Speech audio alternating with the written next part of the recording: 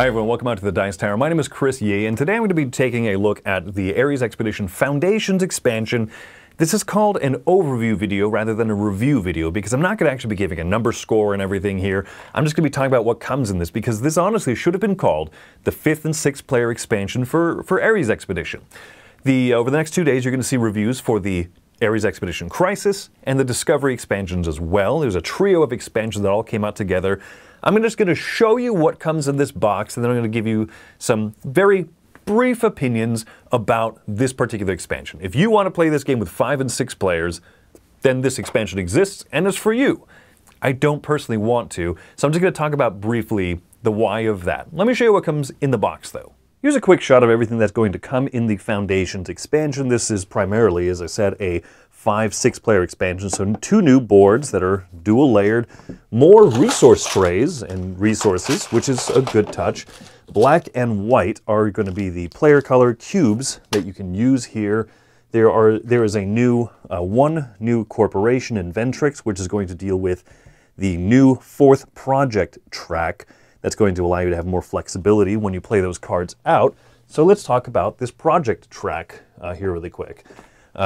Well, by the way, more player cards, obviously for the 2 extra players that there are needed, including upgraded versions of these, which are going to be shown off in the Discovery expansion review, so make sure to come back and watch that one. So let's talk about this new track over here. This is going to go onto the top of the board, and it slots in right here. This is a 4th track that you use when playing 5 and 6 players, is kind of what they recommend, because the more players there are, the faster you're going to move up the oceans and the other tracks here. So this is an extra one here.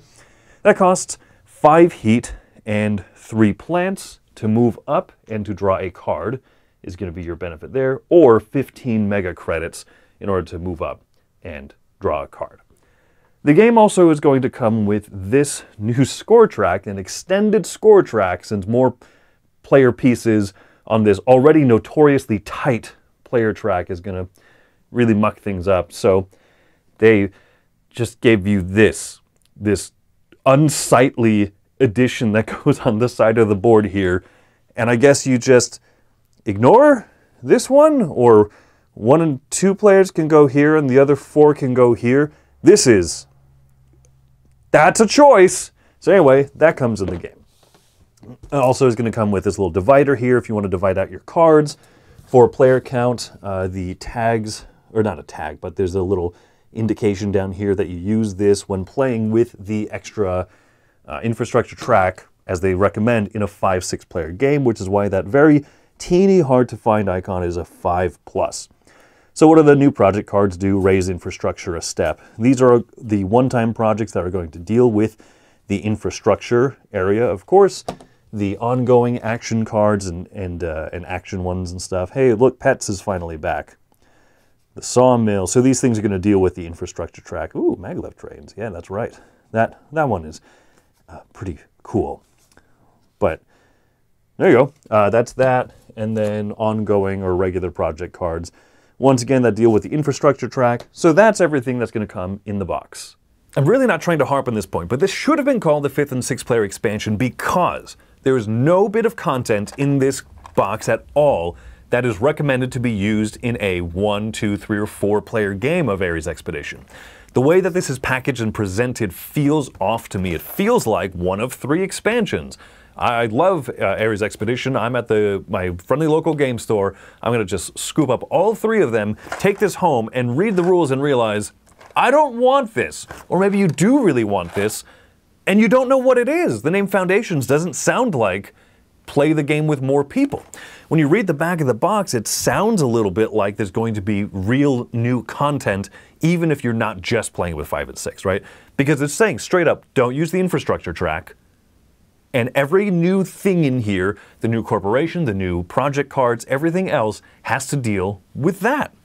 The way that reads here, it also comes with 20 brand new project cards to bring in fresh strategies for infrastructure specialization and to keep the ratio of the deck perfectly balanced between the old terraforming metrics and the new. That sounds like new content, and it's really not. I'm not trying to beat a dead horse. If you want 5-6 players for this game, that's great. This is not a this is not the worst game to expand the player count on, but I'm going to explain to you why I'm hesitant to do so and why I haven't actually played with the extra players myself. That's part of the reason I'm not reviewing. This is not a review. I haven't actually played this product, but I don't want to. Let me wax rhapsodic for just a second here. And once again, the reason I'm making this video is to bring attention to it. If you want it, excellent. It's not marketing itself that great. If at this point you want to just turn it off because you say, I want that, fantastic. Feel free to do so. Let me express my brief little concern about this. I believe, Tom Vasel has Vasel's laws of gaming. I'm making one now. I'm making Yee's law, in that a simultaneous game, a different player is going to be the slow player every round. Therefore, the more players you add into a simultaneous game, the longer it will still take. Oh, it's a simultaneous game. Technically true, right? But if you are playing Ares Expedition with 4 players versus 2, I'm talking about just the base box here, the 4-player version takes longer because during the action phase, one player has 7 different actions to go through and the other 3 players are just kind of waiting around for that one player to go. Okay, that shouldn't be long, but all of a sudden on the draw card phase, the draw and discard, a different player has a very important decision of which cards to discard out of hand, and they're taking longer. The more players you add to a simultaneous game, even though on paper, and technically it should still go just as quick, it won't. Or at least it's going to feel like it's dragging out longer. And so, yes, the infrastructure track, the way that it's made, the way that it costs heat and plants combination of 8 of those things between the two, that's a smart way to do it, having a 4th infrastructure track because more players will be pushing the terraforming parameters up quicker. That's well made. It might be fantastic, but I don't want to play it on a personal level. I don't want to feel like my game experience is going to be slowed down, which, like I said, already at 4 players in the base game, I feel that a bit. So this could be a fantastic expansion for you. You might look at this and say, I have a group of 5 players, I have a group of 6 players, we wish we could play this instead of splitting up. This could be a 10 out of 10 expansion for you. And I'm not going to give my score on this because that is the sole determining factor, whether you want it or not. So it wouldn't make sense for me to review this really, because even if I played it with 5 and I said, yep, that was exactly what I expected, that wouldn't be great. And that wouldn't be useful to you because you might want this. I don't, you might. So there you go. I think that you should hopefully walk away from this video knowing more about the product, and that's why this is simply an overview. I hope that was helpful to you, and I hope that this is, if you're looking forward to this, then great. I hope that you get it and enjoy it. Make sure to stay tuned over the next 2 days as we also review the Crisis Cooperative expansion and the Discovery More Stuff expansion that brings back the milestones and the awards. So go ahead and check out those videos as well. Until next time, thanks for coming by the Dice Tower. My name's Chris Yee. Hope you have a great one.